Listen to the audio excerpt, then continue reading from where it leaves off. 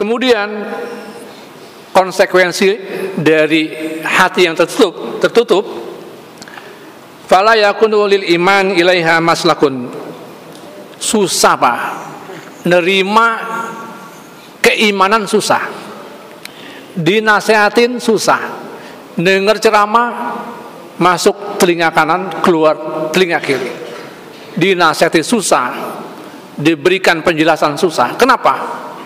Hatinya sudah ditutup oleh Allah Subhanahu wa taala. Kemudian yang paling berbahaya adalah bagi orang-orang yang tertutup itu, wala lil kufri anha mukhlasun. Dia nggak bisa keluar dari jerat kekufuran. Jadi kita hati-hati Pak, berbuat dosa sekali kita nggak istighfar, nggak menyesal, nggak minta ampun kepada Allah, disusul berbuat dosa lagi, berbuat kesalahan lagi. Setelah itu susah Pak, kita keluar dari lingkaran dosa itu susah, karena kita yang membuat hati kita tertutup.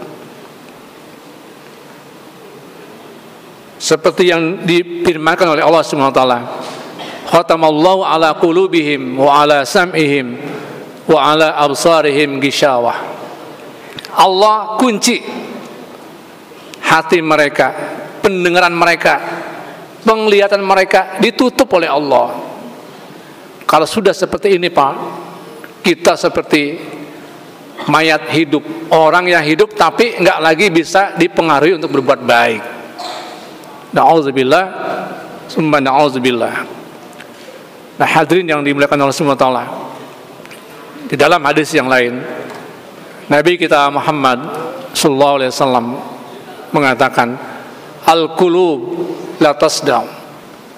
Hati kita itu sungguh Pak bisa berkarat. Hati kita bisa berkarat kama yasdaul hadid, seperti berkaratnya besi. Lalu para sahabat bertanya, ya Rasulullah, wa ma jalauha ya Rasulullah, apa obatnya ya Rasulullah? Obatnya ada dua Pak. Yang pertama adalah zikrul maut, ingat mati.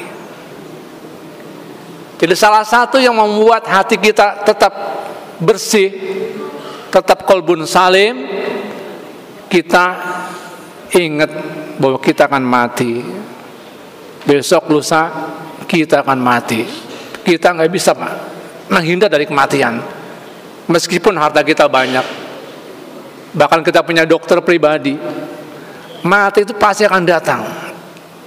Bahkan orang yang menghindar dari mati, innal maut alladzina tafiruna minhu fa innahu mulaqikum. Kematian yang banyak orang lari dari kematian, menghindar kematian, mulaqikum. Kematian yang akan menghampiri kita Pak. Ini cara kita melenturkan hati kita, melembutkan hati kita. Ingat mati Pak. Kita punya usia produktif, gagah, tenaga kita prima, terbatas. Mungkin usia belasan sampai dengan 50 tahun, 60 tahun, setelah 60 mulai sedikit-sedikit Pak, sedikit-sedikit menurun dan mati. Jadi kata Nabi, supaya hati kita tetap hidup, bersih, sehat, zikrul maut, ingat bahwa kita akan mati. Yang kedua kata Nabi, untuk bisa menjaga hati kita, wa qiraatul Quran, bacalah Quran. Quran itu enak Pak, kita baca kapanpun enak, di suasana apapun enak. Ada orang akad nikah baca Quran enak, ada orang wisuda baca Quran enak, ada pelantikan diawali baca Quran enak, ada yang meninggal baca Quran enak. Itu Quran Pak. Itu yang membuat hati kita menjadi lembut. Jadi kalau hati kita sudah lembut, sudah bersih, sudah suci, maka gampang hidayah Allah akan masuk ke dalam diri kita. Di jamaah yang dimuliakan Allah Subhanahu wa taala, mari kita semua menjaga hati kita agar tetap bersih, suci dan salim. Mudah-mudahan Allah Subhanahu wa taala selalu menjaga iman dan Islam kita. Dan apabila Allah ambil umur kita, kita wafat dalam keadaan husnul khatimah. Amin Allah ya rabbal alamin.